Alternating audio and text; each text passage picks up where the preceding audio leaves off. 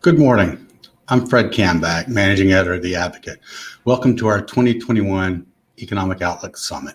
We've got 5 panelists with us today to discuss the economic impact of coronavirus over the past year and what lies ahead for us in the coming year. We'll start with a presentation that will drive home the effects of COVID on businesses and commerce, and then move into our panel discussion. We'll have questions both from the public and from our business staff. But before we go any further, I'd like to thank our sponsor, Entergy, who made this possible. First up is Adam Knapp, President and CEO of the Baton Rouge-area Chamber, which leads economic development for the 9-parish capital region. Adam's going to give us a snapshot of economic activity since the outbreak of COVID last year, and then we'll move on into our panel discussion. So Adam, if you'll share your screen with us, we'll get started. You got it, Fred. Can you see it? Super. Well, thank you for having us. My team and I have had an amazing and challenging year, one that we will talk about for, I think, generations to come, about how this year played out. The Chamber is almost 30 strong, working on economic development issues, and we've been deeply engaged in doing that work over the last year. What I'm going to share with you is some of the slides we put out back in December. We've updated them, added a few more that we do every year as part of our economic outlook. And before I go any further, I just want to say an enormous thank you to the investors from the business community who have backed our organization and continue to stay with us through a challenging and uncertain year last year. The first slide is to just give you a context of where we've come from. The yellow that you see where it says Great Recession, this is representative of the job losses that occurred back in 2008 to 2010. We lost about 6% of our jobs. By comparison, between March and April of 2020, we lost about 13% of our jobs, almost double from what the Great Recession impact was, which gives you a sense of that. You can see visually what it's like to lose a decade's worth of job growth in 1 month, which is just a staggering thing to look. Also worse than what we saw in the 2016 flood by a substantial margin. Today, we are still down about 5% of our jobs overall. Still, it's better than where we were in the Great Recession, but not too off from that. We are in a difficult place still, but on the bright spot, we've seen about 32,000 jobs recovered over the last year. That pace is about 4,500 jobs per month on average. If that pace were to continue, we'd actually recover all of our jobs by around April. We don't expect that to happen. Dr. Scott's forecast is that we will see that by the end of this year, which I think would be optimistic if we even saw that happen. But the focus we should be thinking about is that remaining 15,000 jobs or so that we still need to recover. We also like to compare ourselves to other metropolitan regions like us throughout the South. The chart here is showing you, if you index all of our employment levels for where we started in the pandemic back in March, and then you track our decline and our recovery, how do we relatively compare? Baton Rouge, New Orleans, we are both toward the bottom end of this. We're down still substantially. We think the mix of that is because we have a lot more representation of leisure and hospitality as part of our two economies. And the loss of jobs that we've seen in the construction sector, substantially in the industrial construction sector, has contributed to more loss and a slower recovery here. We're doing better than overall the U.S. overall, but still not necessarily as good as some of these other places. Now, some other data that we've shared that help you understand the context of the Baton Rouge area. We have a higher overall household income than the state, than the U.S., than every other metro in the U.S. in Louisiana. And have seen rates of growth faster than just about everywhere else except the U.S. Over the last decade. This has been something we've been very excited to see this trend continuing. When we think about economic development, we think oftentimes of how it plays out in households, whether we're seeing better jobs and faster income level growth overall, which has been a good sign. You saw that dip that we had back in the 2016 flood has been recovered and some, as we've seen going forward.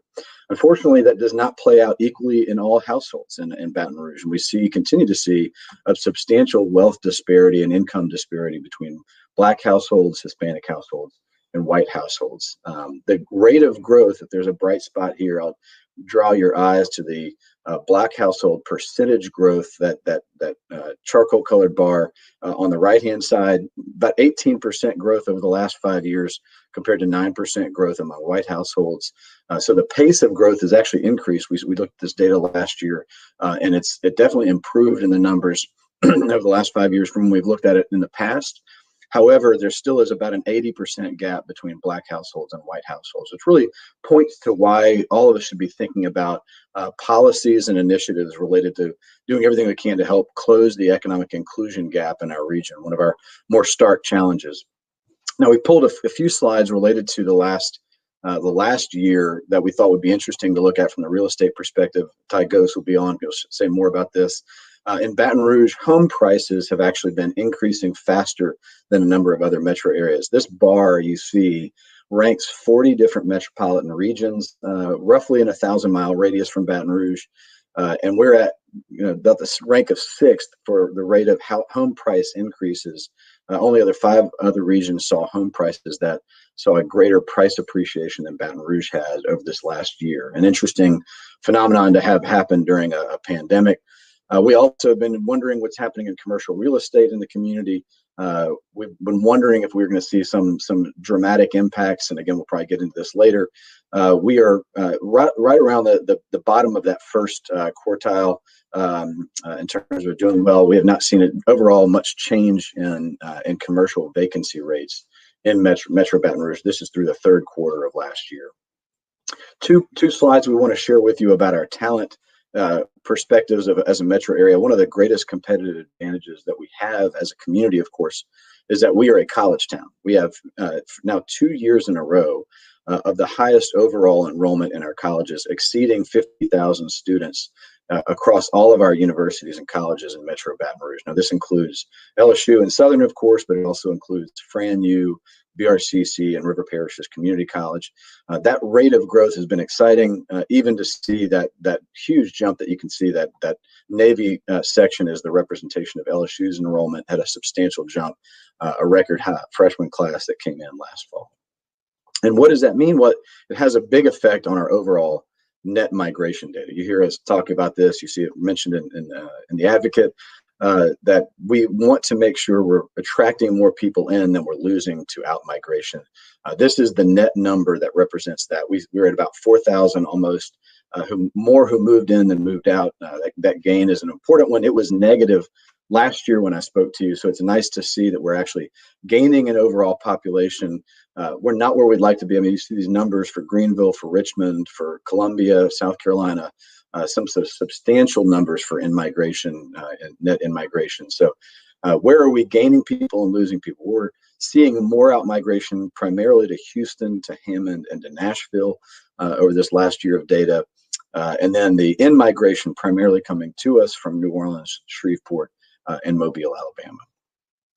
We surveyed back in October to ask business leaders what they expect to occur in the overall position of their companies. So you'll see in yellow the representation of what they think is going to happen to their business revenue in 2021.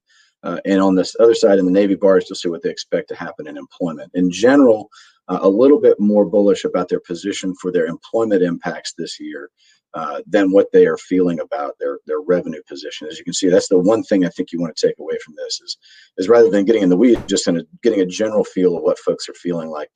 Their revenue may hang on or slightly increase, but a little bit more pessimism about where they're going to see their revenue be this year than necessarily seeing layoffs from their organizations. It is a little concerning to see around 25% thinking they might have fewer or many, substantially fewer people this year. But that is not the trend line. It's still the majority are feeling some sense of confidence and even potentially slight increases in overall employment at their businesses. We have been really interested to understand how businesses are returning to work. So the first circle you see on the screen, we wanted to ask employers, have you changed your organizational work patterns to really adopt remote work as a permanent feature going forward? And we've all been doing these Zoom meetings in our businesses way more than we probably want to, but we wonder how much of that is going to be a permanent trend. You can see in the data, 52% have already adopted a remote work policy or in that green or plan to in the near future. In terms of travel, we wanted to know, are people getting back out and traveling out for work, especially for flights? About a third already have, and almost another third are allowing it for urgent business needs. So you see a decent number already in position for some kind of travel, but 20% still not traveling and not planning to travel in the future. And then the last one here just shows kind of, are you going out to events or meetings like this one going to get back to in-person events over the course of this year? 34% already allowing their employees to go to work events, especially large local events. And then another 25% or so expecting to start doing so in the near future. We've been tracking data on what is our behavior right now. In December, we saw that compared to pre-pandemic, still about 26% less overall travel from individuals going from their house when they wake up in the morning to a work site. Google tracks this information. This is reported through a source that they have been giving out. We've been reporting on it every week almost. It's interesting to see by comparison to these other 40 metros, we're doing a little better than most benchmark communities that are seeing a lot more caution perhaps in their ability to reopen businesses. So as a signal of whether we feel comfort being out and at our work sites, this gives you a picture of where we are relative to other places. And then just finally, some notes from last year. We found this helpful to give a context to our board and our investors. We had stronger project activity over the last 12 months, frankly, than we thought we would see. We saw 12 projects actually conclude and make an announcement decision last year, representing a total of about $1.5 billion in construction, significantly industrial construction project announcements last year. And from those, the creation of 1,096 new permanent jobs. Now, when you're down still 15,000 jobs from where you were, it's hard to talk and get excited about those 1,000 jobs. But it is important to see that when we think about scaling out of the pandemic. We had 3 huge projects announced feasibility studies considering investment in our metro area that this year will decide what they're going to do. One is the Mitsubishi Chemical project that's in Ascension Parish, over $1 billion capex for that greenfield MMA manufacturing facility, looking at a site in Geismar. Another $1 billion project in West Baton Rouge at the port, which is called the Gruen Fuels Project, looking at building a renewable diesel facility to use soybean and other agricultural feedstocks for their project. And then finally, the opportunity to compete for a modernization at ExxonMobil. We saw what happened at Shell Convent when they shut down toward the end of last year, their refinery. It signals more than anything the importance of modernization and incentivizing modernization. That project with ExxonMobil, should it go forward, should they choose to do that here, would be a demonstration that we have the ability to see that as a key part of our economy and our employment for many years to come. And we've got to see our facilities continue to remain modern. The modernization they're proposing to do in Baton Rouge is one that they have done at their refineries in Texas, but have not yet done. And as a building block kind of project that you can compete for other things, but only if you get that modernization done. All told, about 54 active economic development projects as we start the year. It's a good position to be in. Baton Rouge and all of its partners together were named the Major Market of the Year by Southern Business and Development magazine in 2020, which was recognizing 2019 work, but it is a signal that we have a very strong economic development team on the ground, relationships with all of our parish partners, and support from Louisiana Economic Development. It's a good place to be as we kind of look ahead of how we're going to accelerate out of the pandemic. And we will be optimistic that we'll see a forecasted recovery of our jobs happen this year, but we're not going to necessarily take it that it's a given.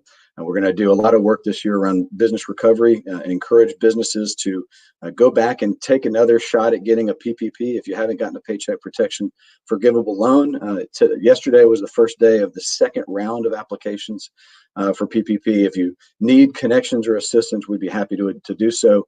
This just gives you a sense of our other major priorities for our work this year, including working hard to retain our college graduates, working aggressively on business development, pushing around economic inclusion and diversity inclusion priorities, especially for reinvestment in some of our disinvested communities. And then finally, you can never take your eye off the ball on transportation infrastructure. We're very hopeful for a federal bill by this July, that they would see some commitments to invest nationally in infrastructure, and we would hope the state legislature considers that. I-10 widening will go under construction in the next 60 days or so, as well as the environmental process to find a new location for a Mississippi River bridge. These infrastructure projects are key to jumpstarting the economy and positioning us well for growth in the future. With that, thank you, Fred, and we're excited to answer questions from the panelists in the audience. Sure. Thank you, Adam. Next up is our business editor, Bobby Lamb, and he's going to introduce our panelists, who should start popping up on your screen as he introduces them. So, Bobby, just introduce everybody. Thank you, Fred. Thank you, Adam. First, I'd like to introduce Dr. Stephanie Mills, Executive Vice President, Health Services and Chief Medical Officer for Blue Cross and Blue Shield, Louisiana. She's been a pediatric emergency medicine physician, previously served as President of InHealth Strategies and President and CEO of Franciscan Health and Wellness Services, an arm of the Franciscan Missionaries of Our Lady Health System, where she held various roles from 2004 through 2017. Those include Chief Medical Information Officer, Chief Information Officer, and Vice President of Quality and Innovation. Next would be Greg Upton. Is Associate Research at LSU Center for Energy Studies. He has a PhD in economics from LSU, and his research interests are related to the analysis of economic, environmental, and public policy issues in energy and regulated industries. Upton has presented research on these topics to more than 40 industry and academic groups over the past 4 years, has been cited more than 36 times in local and national media, including the Wall Street Journal. Next is Keith Tillage, Chief Executive Officer of Tillage Construction, LLC. He is on the board of directors of B1 Bank and parent company Business First Bankshares, Inc. Tillage has more than 20 years of experience in the commercial construction and construction management industries, providing services across multiple states, and has a background in system analytics and business consulting. In 2012, Tillage was one of 12 small business CEOs appointed to consult with former President Barack Obama on the fiscal cliff. He has won several national business awards. And finally, Ty Gose has been with NAI Ladder & Bloom since 2004. And while there has played a major role in forming 3 separate divisions: multifamily investment sales, office, and retail. Through those divisions, Ty has participated in over $1 billion of transaction volume throughout Louisiana since 2004. 2019, his sales revenue landed in top 20 of NAI Global Worldwide, the only broker to do so in a tertiary market. So I'd like to get to the question and go ahead and start with Ty, since we just introduced him. What have been the biggest impacts of COVID on the commercial real estate market that you've seen, Ty? Good morning again. Thank you, first off, for having me. There's been some wide-ranging effects, and I'll just kind of hit all the sectors high level. And if we miss anything, we can come back in the Q&A. But when the shutdown started in March, there were a lot of unknowns, if you will, and on a lot of references back to 2008, 2009. Biggest differences in the thing that's kept the economy going is really the access to capital and lending. That's kept businesses alive. That's kept businesses expanding and investors being able to put deals together. The downside has really been the consumer. Consumers are not going into brick and mortar any longer, and well, for the last few months, and they're not traveling. So that's put a lot of pressure on several sectors, and I'll just hit those real briefly. The first one, the hardest for me to forecast, really is office. Office, if you ask 10 different business owners what their plans are or what they put a value on as far as office, you'll get 10 different responses. What is common theme is the fact that it's difficult to train virtually. It's difficult to hire. It's difficult to create a culture. And in large part, I think long-term, it's going to be difficult for businesses to compete in a virtual world. So I think that there is a strong evidence that office is going to be relevant in the long term. I think in the next 18 months, it may be somewhat rocky. In our market in particular, there's about 200,000 more feet available in Class A multi-story office than there was this time last year, which represents about 4 or 5% of that inventory. Retail obviously has taken a large hit. 25,000 U.S. retailers have shut down in the last really 8 or 9 months, and 5 out of 6 restaurants in New York are not paying full rent, and I think that's probably very similar in New Orleans. Retailers are entrepreneurial. They're going to be reinventing themselves, all through 2021, but a lot of what they do and those concepts have changed to bricks and mortar to delivery services. Hospitality is slated to lose $75 billion in revenue in 2021. That's probably been the hardest hit industry. I think people midsummer, late fall are really going to want to start traveling again and get that going, but there may not be a stability in that sector till 2022. Multifamily apartment sales stalled out mid-year. Q4 they had some of the strongest sales with these super low interest rates that they've had on record, with some ultra low cap rates as well. The side effect of ultra low interest rates are home prices shooting up and just affordability. So we'll look to see if that affordability is going to create some vacancies in those apartment occupancies as those occupants buy starter homes. And then industrial was the real darling of 2020. Retail and industrial have been turning into one entity for a while. I think we saw about 7 or 8 years of movement happen in about 1 year. In Baton Rouge alone, Amazon is slated to add 4 million feet of distribution warehouse. And I think those trends will continue for the next few years, really across the Gulf South region. And finally, the unknowns that we had during COVID in terms of dealing with this virus are largely known now on how to deal with it. So I think we're going to have steady growth in 2021, albeit a recovery year.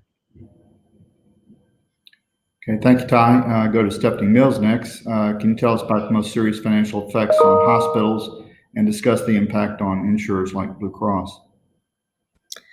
No, thank you very much. Typically we think of the economy as being an influencer of public health and health outcomes. And this past year, it's come full circle in that public health now is the predominant driver, if you will, in our economic health and the future of our economic health as we move into this new year. My career I've spent predominantly as a provider on the healthcare provider side, and coming into this new role on the payer side certainly has given me visibility into a number of challenges that we're facing as an industry. I think we've all seen the numbers, right? We're bombarded with them every day, but I think to put them in perspective, a few key facts as we look at how to forge a path forward. It's important to understand where we are today. So in Louisiana, we're in the process of our third surge. It's proving to really exceed previous surges that we saw in the spring and summer. A particularly sobering fact is that in East Baton Rouge Parish alone, 25% of the new COVID cases have been added since December. So when you look at the demand, right, that's placing on our healthcare providers alone, it's very easy to see why we're having some challenges. Right now, we're at the highest positivity rate we're seeing. 1 in 15 people in East Baton Rouge have been infected with COVID since this started in last January, and at least 1 in 710 have died. So COVID is something that we have all experienced personally at this point now. From a hospitalization standpoint, if we look alone just at our Blue Cross members, hospitalizations for COVID have doubled since the summer, since May and June. So we're seeing that continue to inch up as we're really reaching the very top ends of our hospital ICU bed capacity. The providers are doing a tremendous job in terms of managing throughput through the hospital environments. But at the expense of of really eliminating many elective procedures and at the expense of having to shift care in many cases away from prevention, focusing on the fires at hand. When we look in terms of healthcare insurance coverage, we just touched on the job losses that we've seen. We've seen some rebound, but over this course, 500,000 Louisianians at least have lost their jobs and have had some disruption, if not elimination, of their healthcare coverage. So this has been particularly challenging as we look at providing access to care. We're fortunate in the state in that we do have a strong safety net through the work we've done with Medicaid expansion. There are other programs, other coverages available through healthcare.gov. Blue Cross and other insurers are offering bridge programs. Right now, we're offering Bridge Blue, which really will help people with short-term needs for insurance coverage. But the reality is, it's exacerbating a problem that we've had for a number of years around healthcare being affordable. And so when we don't have affordable healthcare, obviously we begin to limit access. We begin to see less focus on prevention, on health maintenance, and on management of chronic illnesses that really plague our state. So, as an industry, this has been a tough time for us, and friends, family, colleagues in healthcare have had frontline challenges. The reality, and those of you who know or have family members who are in healthcare, the emotional toll, the financial toll, the physical toll, of wearing a PPE 12 hours a day, right?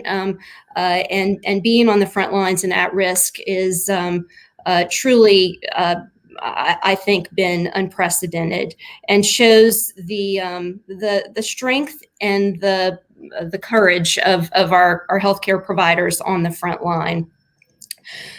When we look at, all that being said, though, I think I often get most inspiration from those colleagues of mine who are on the front line and who are looking to solve the problem. What is the path forward? How do we begin to address this?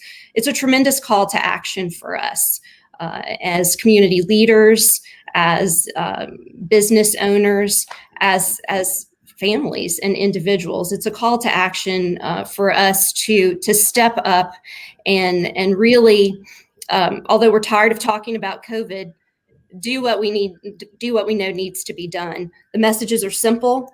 We've heard them, we've seen them, but we know they work. And so I think if we're going to help healthcare address the challenges they're facing so they can get back to the business of improving health outcomes, improving access to care, improving affordability of care, we're going to need to follow those basics. Wear a mask, socially distance, begin to assess all of our activities. So we assess those risks that we are taking on a daily basis that may put our health or the health of others at risk as well. Opportunities to really focus on preventive care, and lastly, to focus on a vaccination effort. I think there's a real opportunity for employers in our community in conjunction with the work that LDH is doing and the public sector and our healthcare providers, real opportunity to support vaccine administration. Right now in the state, we've vaccinated about 3.5% of our population. So I think right around 160,000 vaccines. We've got to get to herd immunity. We've got to get to about 2.8 million. It's a daunting effort, and so we're seeing some good progress. We're seeing acceleration in the past week as the system gets ironed out. But we really do need to accelerate that progress to get us back to more normalcy by the end of the year, into the calendar year. Doing so, I think, is really going to help healthcare as an industry. As I said, continue to support the work that's at hand, addressing health disparities, addressing many of our growing emotional health needs, and focusing on quality of care. Okay, thanks, Stephanie. I'm going to go Greg Upton next. If you can kind of address petrochemical and refining oil and gas sectors in Baton Rouge and the state economy in general. Yeah, sure. Thanks for having me, Bobby. So when we think about the oil and gas sector, not only here in Louisiana, but just generally, there's really two buckets that we think about. The first is the upstream oil and gas extraction, and that's thinking about people drilling wells and servicing those wells. While that's a big employer in the state of Louisiana, especially if you go to like the Houma area and Lafayette area, drives those local business cycles. Here in Baton Rouge, it actually isn't a large employer relative to other parts of the state. So the second bucket that we think about is that petrochemical sector. And that's the sector that takes those hydrocarbons that have been produced and they process those into products that are usable for us consumers, whether it's gasoline, diesel, jet fuel, plastics, chemicals, fertilizers, etc. And that's the industry, when you look at the Baton Rouge economy in particular, that really has a big impact on us. So when you look at the labor market data and the employment data in that sector over the past year, interestingly, it's been very, very flat. In fact, it hasn't had a lot of job losses at all, especially compared to other sectors. And so you might look at that and say, hey, this has been a resilient sector. And to an extent, that's been true. But that sector in particular hires a whole lot of contractors. And those contractors come from two other sectors in particular, the construction sector, as well as the engineering services sector. So just a little anecdote, if you look at employment in the construction sector in Baton Rouge in April of last year, so right after the pandemic hit, we were 19% below the prior April. Just to give you a year over year, idea of just how fast that impact was. And the reason is really twofold. First of all, of course, companies are saying, hey, look, we need to have these COVID procedures in our plants. We're testing everyone coming in and out. We want to have as little foot traffic as possible. And so you don't hire the contractors to come do things. The second reason is because, of course, demand for a lot of these products had fallen. And so when demand falls, what's the first thing that you're going to cut back on is, well, maybe there's a scheduled maintenance we were planning on doing, but we can easily kick that back a few months. Maybe we were thinking about upgrading this unit. But again, let's kick that back till after the pandemic. And so what you saw is really that cascade into those sort of, well, the good news is that a lot of that planned maintenance is going to have to happen. And so when you look towards the end of 2021 and especially into 2022, what we should see is sort of a strong rebound of that construction sector for that reason. The other big thing we're really watching in those sectors is all these capital expenditures that Adam talked about. And so if you look at, joint work with myself and Dr. David Dismukes here at the Center for Energy Studies, we track a lot of those capital expenditures. And over the last decade, Louisiana's had about $71 billion of capital expenditures in that sector. And as a result, you've had about a decade of job growth. And so you think about, you finish this one little project and you get a few hundred jobs, and you do that over and over and over again over a decade, and you see a lot of job growth in that area. And so uncertainty, of course, is the enemy of large capital investments. And so what's happened with this global pandemic is a lot of companies that might have been about to make what we call FID, the final investment decision on a project, has said, hey, look, we're just going to hold up and see what happens. So if you look in, back to the third, fourth quarter of last year, work with myself and Dr. Lauren Scott in the Louisiana Economic Outlook, we had about $4.2 billion of projects underway just here in the Baton Rouge metro area, and another $6.2 billion in projects have been announced. And notably, those three projects that Adam listed that are recent are not in that number. And so when we look at the recovery coming back, the timing of when those FIDs make is going to be very important. Because if those happen around the same time that the turnarounds are coming back, what you'll see is a very large surge in demand in those sectors and a very strong comeback.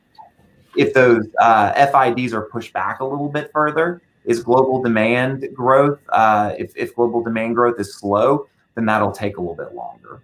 So when it all shakes out, work by myself and again, Dr. Lauren Scott in the Louisiana Economic Outlook, as Adam mentioned, we said that Baton Rouge lost about 5.5% of its employment in 2020 relative to 2019. That was, of course, COVID induced. We're forecasting that you'll have about 4.4% growth from 2020 to 2021. So we'll get a lot of those jobs back. It'll be in 2022 when we think we'll eclipse that our pre-pandemic level and hopefully see a little bit growth. But again, the timing of that is going to be really dependent upon when those major capital projects announce whether they're going to move forward or not.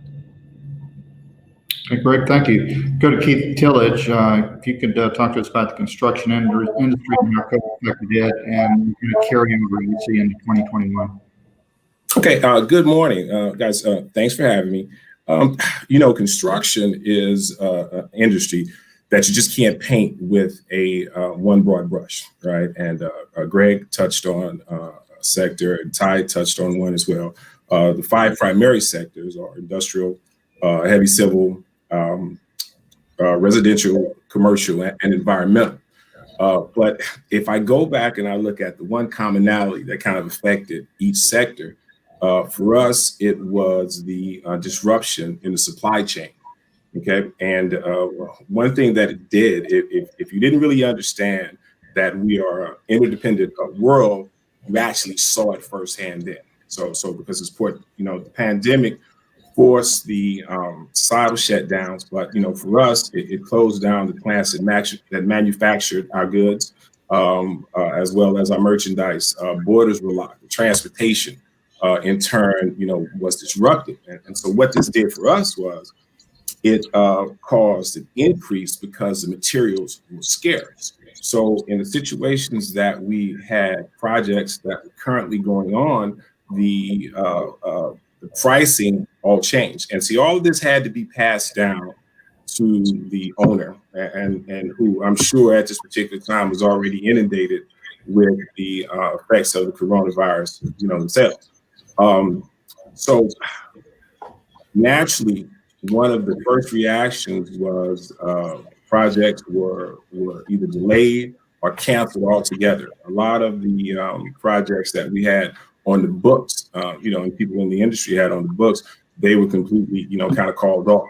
So as the developers and the owners and the construction companies went back to go back and try to reevaluate and see how they can move forward, many contractors, such as myself and most of the contractors, we were sitting on the sideline, waiting to see what would happen and how would we go back, and kind of move forward.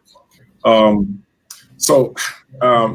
just brief, for me, I'm an entrepreneur, and I think I'm the only entrepreneur on this panel. And in being an entrepreneur, I have to be optimistic, in what we're doing now. From the challenges that we face, there's going to be plenty of challenges ahead.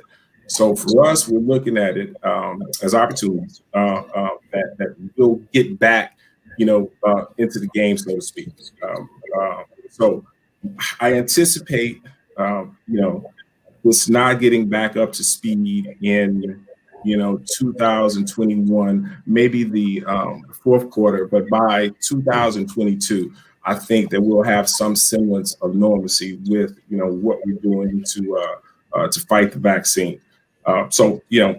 Briefly, that's where we are, in our industry. Well, now we'll, I think, go around and ask some more specific questions to our panelists. And Adam, I've got one for you. What sector of the economy do you think has been hit the hardest by COVID? And on the flip side of that, which sector has stood up the best?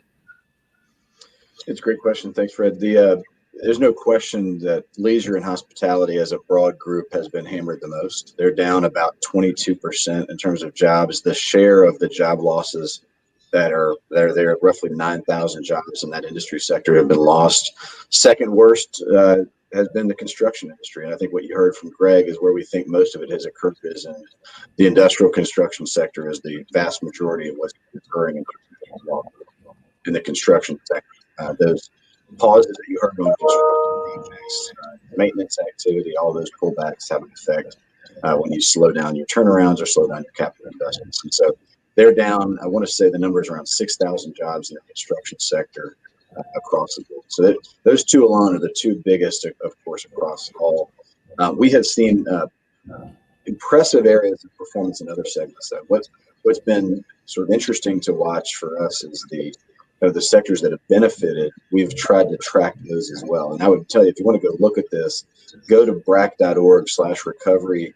Go to our BR Works page. We have employers who are currently hiring and have been since roughly May. We've been putting links to their hiring pages.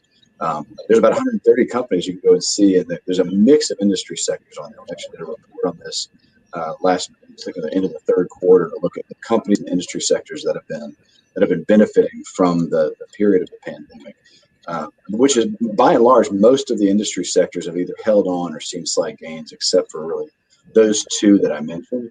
So we think about what we should be worrying about right now is making sure we're helping leisure and hospitality companies go and get access to the next round of PPP. That Paycheck Protection Program second round that I mentioned it was a lifeline for a lot of small businesses last year, a lot of small restaurants and bars.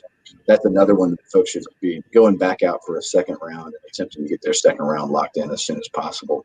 And then for all of us as consumers, continue to do what we've done the last 9 months is make sure you're going out and shopping or buying online and picking up in store or getting food delivered to you from your local independent stores, because they continue to need our help while the vaccine rollout that you heard definitely mentioned, as that continues. There's going to be a long way to go still to get there, so we need to do everything we can to help those smaller companies. Okay, I would like to go to Ty for the next question. What are you hearing in terms from landlords and the relationship with banks and problems with lease and mortgage payments on commercial properties and so forth? Is there going to be a problem ahead in that area? It varies from sector to sector. There's certain landlords in the retail, owners in the hotel that I think are going to have some issues over the next 6 to 12 months, paying the mortgage, while this thing works its way through.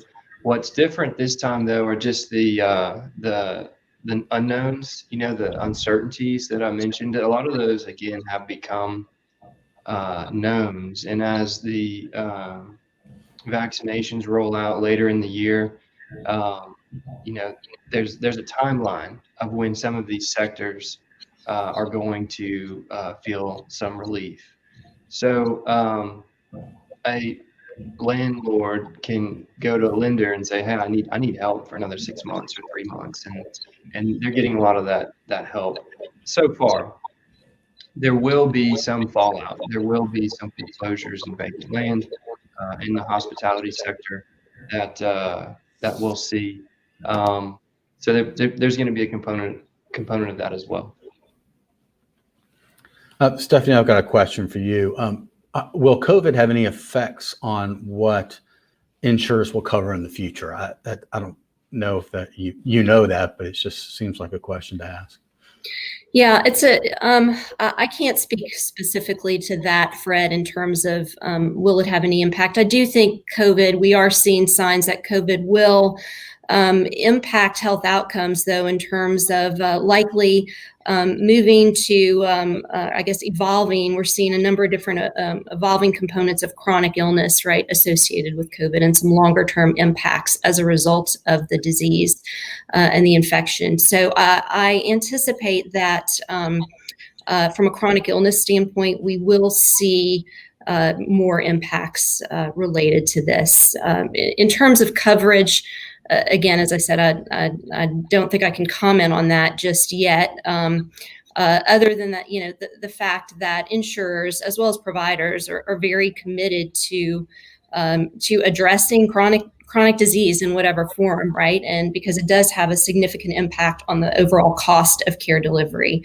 So I do imagine we'll be monitoring that very closely as we see evolving trends. I'd like to go to Greg real quick. As far as something Adam mentioned earlier, he mentioned the modernization of ExxonMobil. Basically, we've been told that Louisiana is at a disadvantage to Texas because of the proximity and closeness to Permian oil field in Texas and so forth. How do you see that competition playing out in the future between Louisiana and Texas and this effort to get future projects? Yeah, it's a really great question, Bobby. And it's something, it's funny, I hear just so often people have this idea that Louisiana is just at this structure, this inherent disadvantage for all these different reasons. But when you look dollar for dollar of capital expenditures that have been made in Louisiana versus Texas, as we publish every year in our Gulf Coast Energy Outlook, Louisiana has actually gotten a little over half of those CapEx dollars. Okay. But keep in mind that we are a very small state relative to Texas. So in terms of the relative magnitude of that petrochemical sector in Louisiana is way bigger. So for perspective, Texas employs about 2 workers in that upstream oil and gas extraction sector for every 1 worker in their petrochemicals. We actually employ more people in that petrochemical sector than we do in the upstream oil and gas sector. And our forecasts indicate that that's going to continue in the future. So why specifically have we been successful? And I think the answer to that is that we have access to that Gulf of Mexico.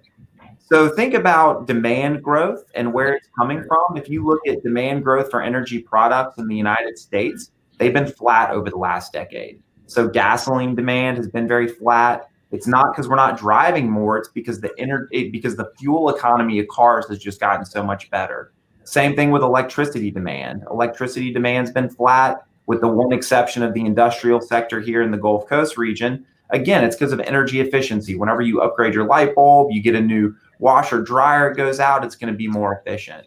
And so the demand growth for these energy products has been globally. And so how do we get those products globally? It's through the Gulf of Mexico, and it's through our robust port system here in Louisiana. So, I mean, look, Texas has a lot of great projects and they're very competitive as well. But I don't buy this like inherent disadvantage that Louisiana has. I've got a question for Keith here. How is or has COVID affected the availability of skilled trades?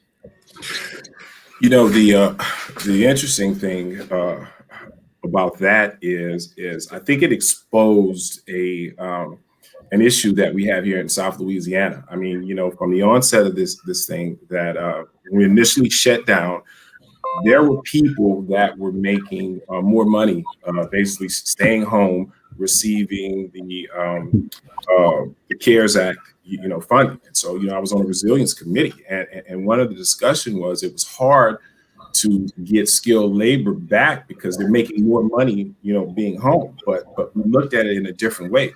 The issue that we have to go back and address is, we've got to see, are we paying a comparable livable wage that needs that people need, to live off of. So at this particular point, outside of that, in South Louisiana, besides the merchandise and the material shortage, just to exacerbate that was the hurricanes in Southwest Louisiana. So now everybody is in turn working. One of the sectors that benefited from this, and I think that Greg talked about it, is the residential sector. Given that the low percentage rates offset the additional material costs. So now there's just a fight for quality, skilled labor that I see that there has to be some changes within our industry to make sure that we're competitive and we offer a competitive wage. Okay, I'd like to address this question to Adam. The Chamber had launched a survey to determine the impact of COVID on Black-owned businesses last year and so forth. What have you all learned about that and can be done going forward, particularly in areas North Baton Rouge, and how do we get an entrepreneurial spirit alive? Yeah, Bobby, the disparity in access to programs was what we found to be most surprising. That data is still available on our website for folks who want to go look at that. We were specifically trying to understand whether there was a different sort of impact, higher levels of closures or layoffs or lower recovery. And what we found was that what we expected to see, unfortunately, was true. For whatever reason, Black-owned businesses, especially small businesses, were not applying assistance at the same rate as all businesses. So what we did in response to that, we continue that to this day, with the third round of PPP, is to try to be much more proactive and intentional about getting assistance or promoting the available programs out to Black-owned businesses. What we've done is kind of three things that I'll highlight. One is putting together a list of Black-owned businesses and doing outreach to determine our communications channel that would be best to get to those businesses, to put information in front of them, primarily by emails, trying to reach out to businesses. Second is talking to our banking partners about being really proactive, that if the primary bank that a business has was not able to help them quickly get access to the PPP, or for whatever reason they found it to be cumbersome to offer, that we would help businesses attach to a new bank. You can go and apply for a Paycheck Protection Program assistance, a forgivable loan from a bank that's not your primary bank. You can continue to have your primary relationship and go to somebody else. They'll be more responsive. We saw a really surprising high level of folks that wanted to take advantage of that. Folks reached out to us. We made connections. What we saw was a word of mouth spreading of information once we started to help folks gain access.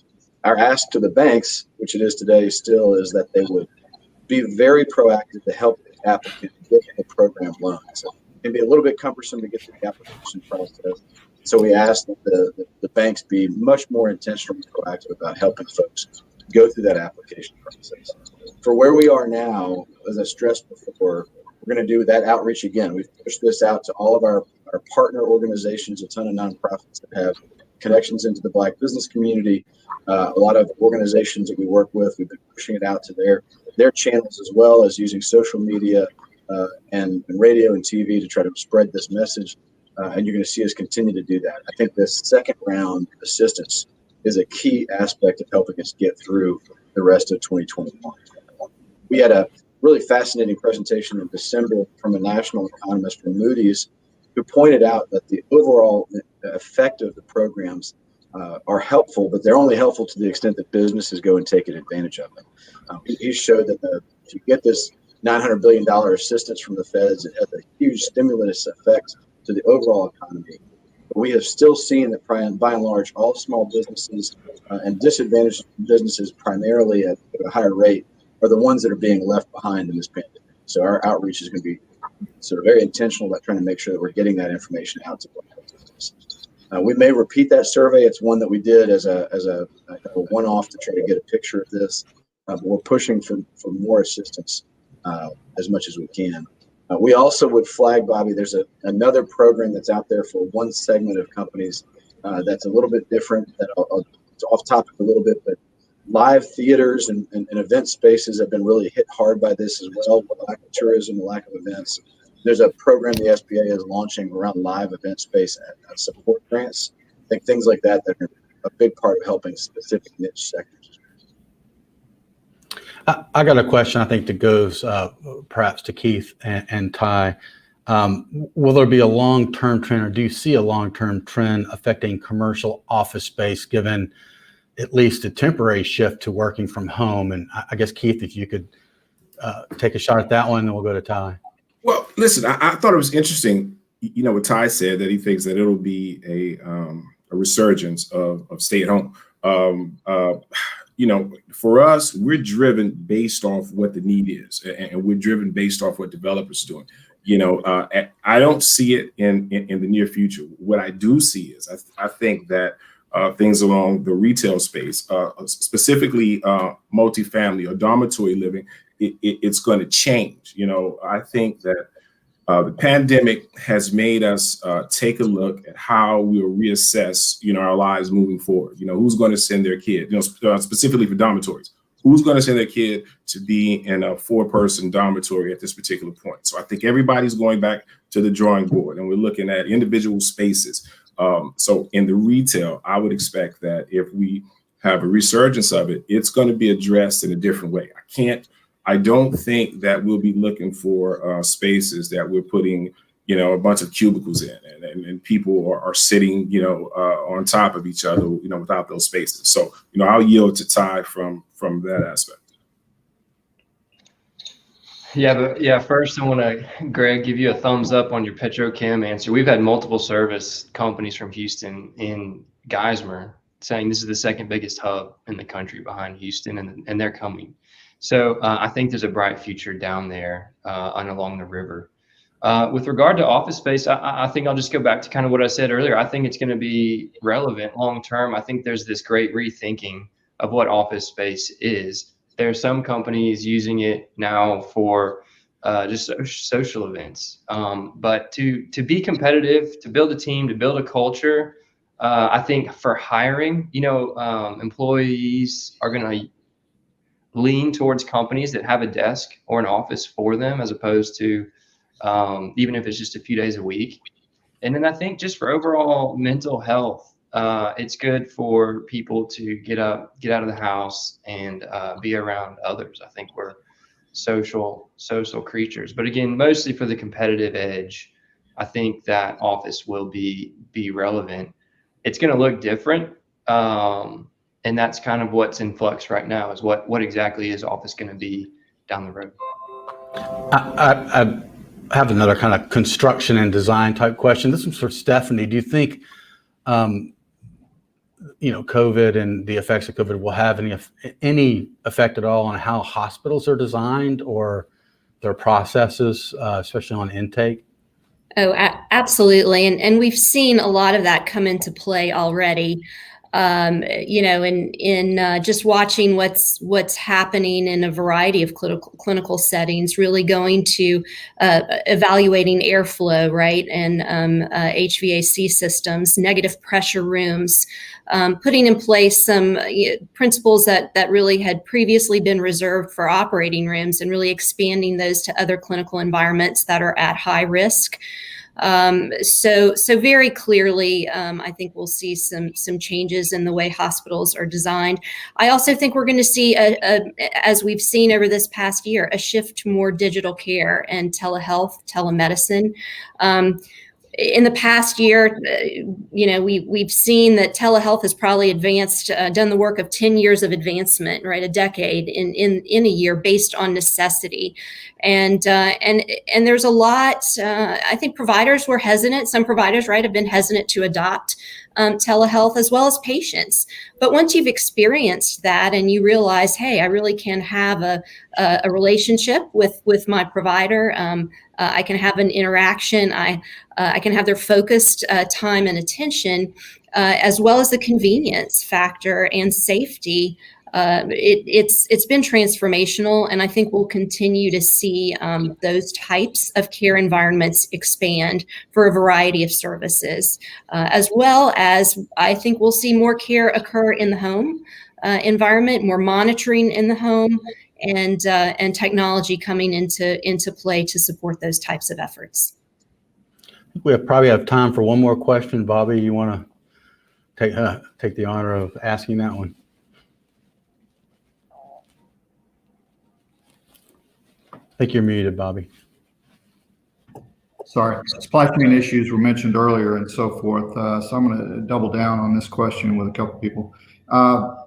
Basically, how might manufacturers and businesses address supply chain issues? Some of it had to do with closure of plants in the U.S., but it was a worldwide thing. These shortages were exposed and so forth by the pandemic. How can we avoid similar problems in the future? And does this mean anything in terms of onshoring and that sort of thing? And I would like to go to Greg on that one, and maybe follow with Adam on that question. Yeah, can I ask for some clarification? You said shortages with the that for instance, in Keith's area of business, there was lumber and stuff like that. I'm not so certain on the chemicals and things. I think we were probably. Oh, you're talking about the inputs there being shortages of. Yeah. Yeah. So I think in the short run, that has not been the problem for the petrochemical sector. In fact, if anything, with demand has slowed faster than the natural decline in the production of those products, being oil and natural gas. But going into next year in 2022, that is something we've actually been looking at very closely. Because when you drill an oil or gas well, you have this pretty rapid decline curve. And so you have to continue to drill new wells in order to see that increase. And so even if you just stop drilling for 6 months, you can see a decline for several years into the future. And so what we're anticipating is that U.S. production will actually decline, I think out to 2023, if I recall correctly. It's in our energy outlook. And then it'll start to pick up modestly after that. And so the question will really be one of timing. How fast does that demand come back? And in particular for the transportation sector for liquid fuels, and what is the timing of that when that drilling happens? So it has not been an issue thus far, but I think looking into 2021 and 2022, it definitely has the potential to be an issue. And I'll just add, Bobby, we did a project over the course of the latter half of last year to call a lot of larger site location consultants around the country asking the very question you're asking is, what sectors should we expect to see starting to reshore their supply chain in the U.S.? We saw in the Trump administration policies that were really encouraging of reshoring, really pushing companies to domesticate production or services. And that was a big emphasis that we saw kind of latter half of last year. We have heard from most that they expect it to be a trend that continues to exist pre-COVID. But I don't expect to see it occur as rapidly as perhaps many of us thought very early on when there were such huge supply shortages. But what we are hearing from companies as well as from the experts and the consulting side, they just expect that their companies are not going to necessarily shut down a factory in China and move it here. What they expect to see is companies starting to build more redundancy in the world to be prepared for events like this in a little better fashion. And so I think that's where we expect to see some changes. And we think there will be opportunities to take advantage of it, probably most in biomedical biosciences, where we've seen that critically. All right. Well, I think we're out of time. I hope that when the Advocate holds its next Business Outlook Summit, we'll have moved much further along the path to recovery. I'd like to end by thanking all of you, all of our panelists today for agreeing to take part. And also thank our sponsor, Entergy. And of course, thanks to everybody who tuned in to watch us today. So everybody have a good day and take care. Thank you. Thank you. Thank you.